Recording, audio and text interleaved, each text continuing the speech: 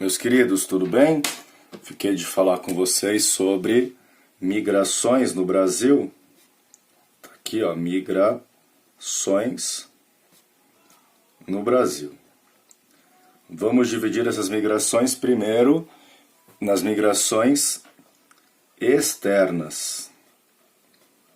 Ou seja, o Brasil sempre foi um país de imigrantes. Ou seja, aqueles que vieram complementar a população brasileira. Lembrando que isso não vai aparecer para vocês no crescimento vegetativo. Isso vai aparecer no que a gente fala aí de balanço demográfico. 3 períodos importantes quando a gente fala de migrações externas no Brasil. O primeiro, pré-1850. Esse pré-1850 está ligado a um povoamento do sul do país. Perfeito? Então não esqueçam de associar essa primeira fase, pré-1850, ao povoamento do sul do país. Nesse povoamento do sul do país, nós temos primeiro a vinda de imigrantes italianos. Tranquilo? Esses migrantes italianos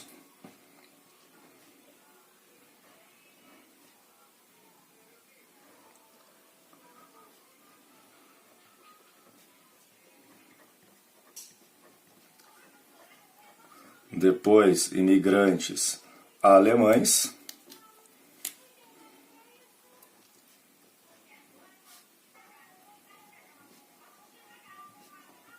E por fim os eslavos, poloneses, ucranianos, vêm para o sul do país compor aí um povoamento da região sul. Tranquilo?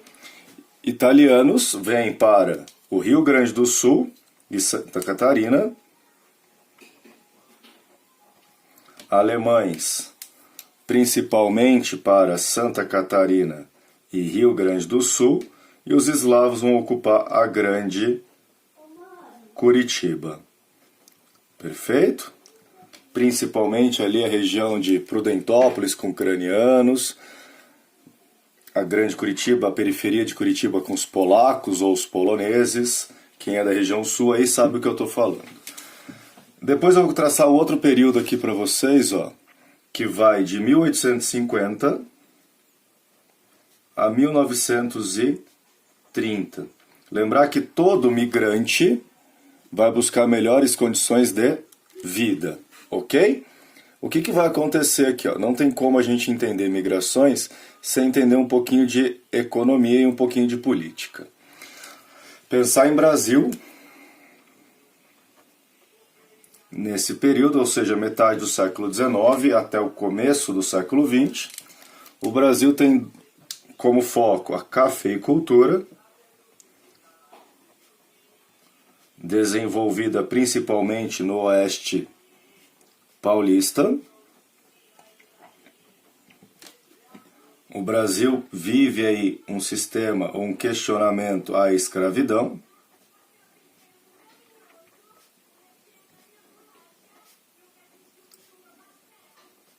Os movimentos abolicionistas estavam tomando força no Brasil, ganhando força no discurso nacional.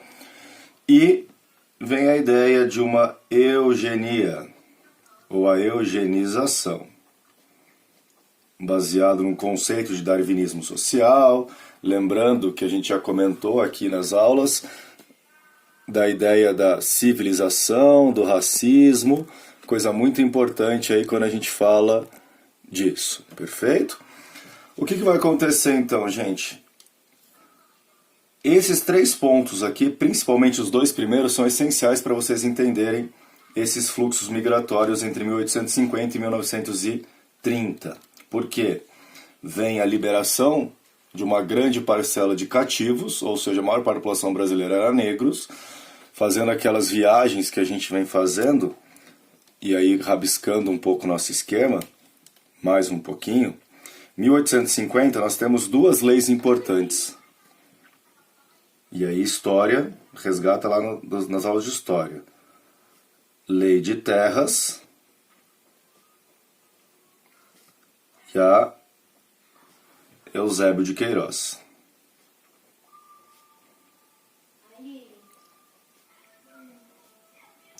Que depois vai vir Lei do Sexagenário, Lei do Ventre Livre e, por fim, 1888, a abolição total da escravidão.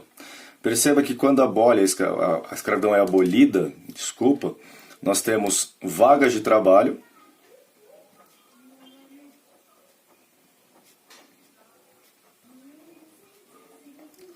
que associada a essa necessidade de eugenização, vai ser ocupada por migrantes europeus. Tá? Então essas vagas de trabalho são ocupadas por migrantes europeus. Sobretudo italianos.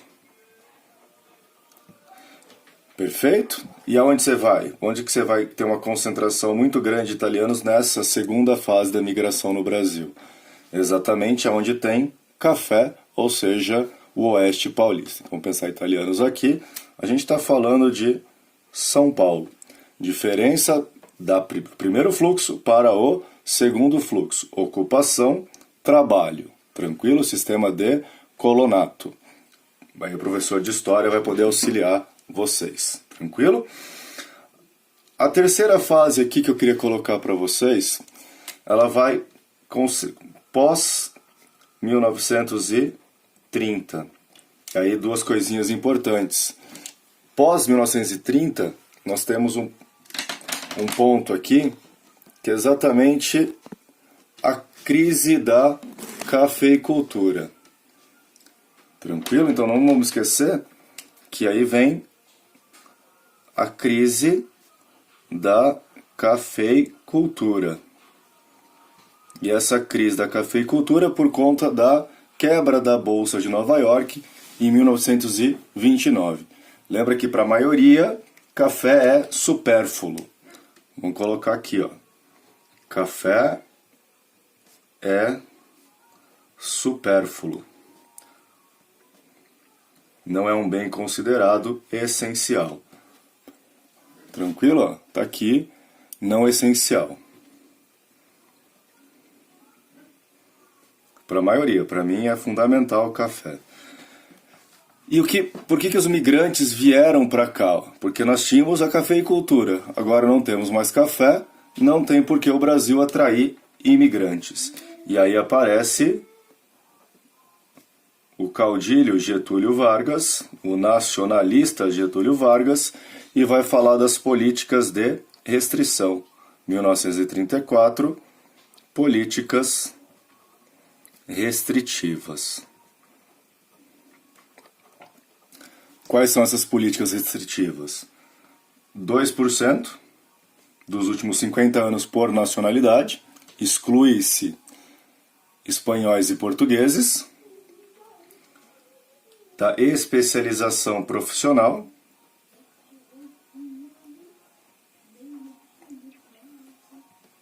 que a gente só consegue entender pensando que Getúlio era nacionalista, ou seja, por lógica, o Brasil quebra porque a cafeicultura quebra, o novo migrante deveria ser urbano, só que o Getúlio era nacionalista, não esqueçam disso.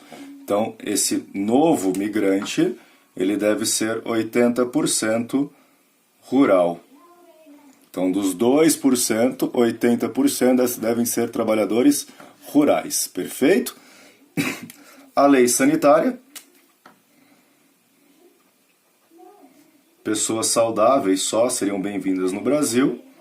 E a ideológica. Deveriam estar de acordo com a ideologia de Getúlio Vargas. E isso abre espaço para um novo grupo de imigrantes, que são os japoneses. Então, a partir de 30, reduz os outros grupos e o Brasil começa a receber, pós-30,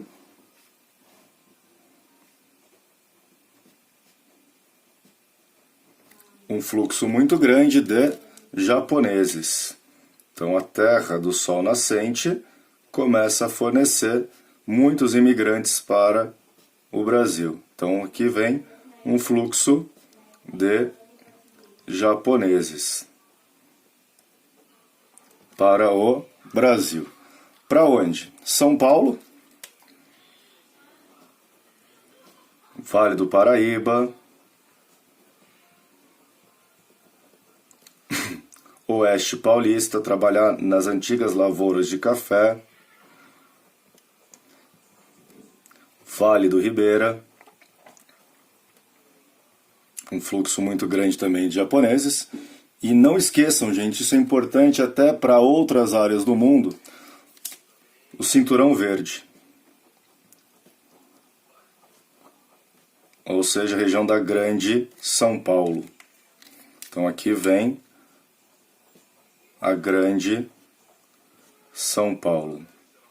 O que nos Estados Unidos a gente conhece como o Dairy Belt ou Green Belt, ao redor das grandes cidades norte-americanas. Tudo bem?